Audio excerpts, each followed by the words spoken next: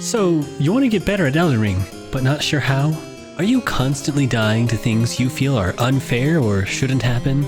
Well, the answer is simple. You need a change in perspective. No, not prescription, perspective. What that means, however, is a little more complicated, so let's get right into it on this episode of Elden Elementary. To understand what I mean by a change in perspective, we first have to step outside of the lands between and into the land of board games, specifically chess. Here is a standard chessboard.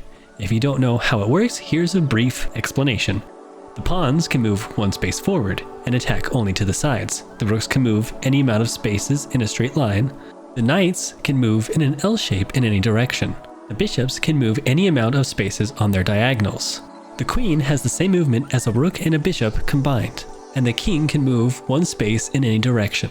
Fun fact, this is the chessboard I learned to play chess on when I was a wee lad of 4 or 5 years old. Now what you might not know is that there is a similar game called shogi that is widely played in Japan. To avoid repeating myself, all of these movesets include how they move and attack. Similar to chess, you have the huhyo, or pawns, which can only move and attack one space forward. The kyosha, or lances, which also can only move forward but any number of spaces. The keima, or knights, which can move in an L shape but only forwards. The ginsho, or silver general, which can move any one space diagonally or one space forwards. The kinsho, or gold general, which can move any one space vertically, horizontally, or diagonally forward. The kakugyo, or bishop, which is the same as a chess bishop. The hisha, or rook, which is the same as a chess rook. And the osho, or king, which is the same as the chess king. There are other rules I won't get into, but that's the basics. To illustrate the differences between these two board games, let me share a short story. When I was in Japan, the person I played my second game of shogi against said to me, "Kore wa kimi no 2回目だけのに勝ちに近かったぞ。ただのおすすめは後ろに進まないこと." Which roughly translates to, for this only being your second time playing, you are really close to winning. The only thing that I can recommend is that you don't move backwards. He went on to explain how moving backwards is a sign of weakness, and that moving forward is better even at the cost of a piece because it helps you maintain your ground. Nowhere is this wartime philosophy more clear than in Sekiro and Bloodborne, two games made by the same studio who created Elden Ring. In Sekiro, you don't ever get a shield but are constantly up against your enemy, badgering them with attacks and parries until they break and you can get a critical hit on them, dealing massive damage. The only shields in the game are wielded by enemies, which are shown to be weak because you can break them easily with your axe prosthesis, leaving them open for another critical hit. Similarly, in Bloodborne, the one shield you can get in the base game has the description, "A crude wooden shield used by the masses who have arisen to join the hunt. Hunters do not normally employ shields, ineffectual against the strength of the beasts as they tend to be.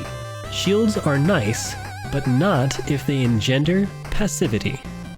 Elden Ring is very different in style and gameplay than both of these other games, but the influence of that mindset is still there. Rolling away from an attacking enemy usually ends up with you still getting hurt, unless you time the iframes well, but roll towards the attack, and you'll not only be safer, but you'll still be right next to the enemy and can quickly follow up with an attack.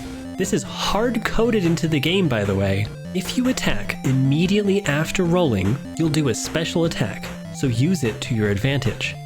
But what about if you do get hit? In the words of my friend who helped me improve my Sekiro skills, my first real foray into the world of FromSoft games, stop paying attention to your health. That of course doesn't mean you should stay at low health forever, but the time when you choose to heal should be very deliberate. Zuli the Witch made a video about this very topic. The game is hard-coded to discourage you from running away to heal.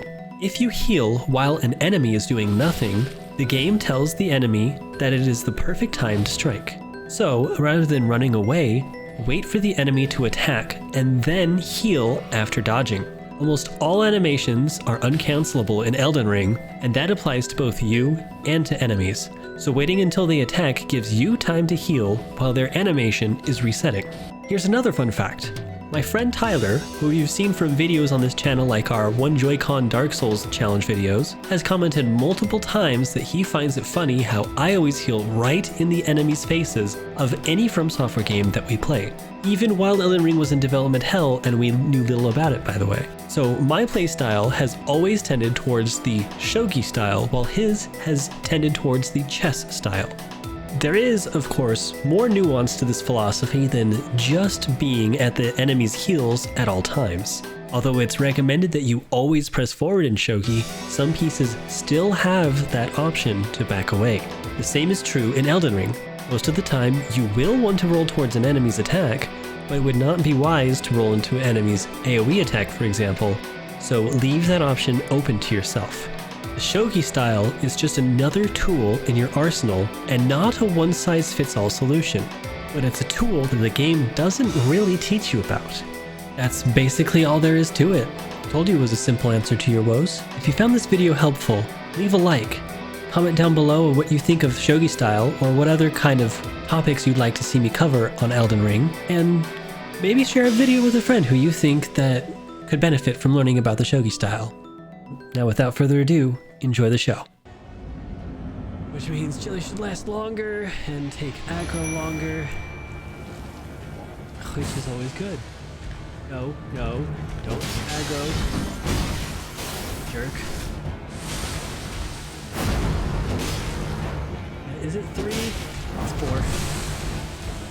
No.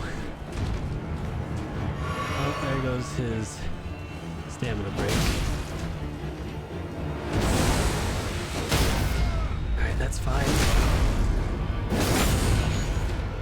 Can you come over here? I don't like how close you're getting to jelly. Thank you. Missed. Oh my gosh. I somehow didn't get hit by him. Ow. Ow. I kind of wanted him to come closer, so... Oh my gosh, can I hit you, please? Thank you. Okay, we're doing really well. Are you gonna go after him? Okay, no, thank you. Warrior blood must run in thy veins. Oh. That's fine. Take aggro for a second. They always go that way. I know which way to roll on that one, and I'm not doing it. Stop it. Get away from the jelly. Okay, while you're still aggravating, I might as well do this.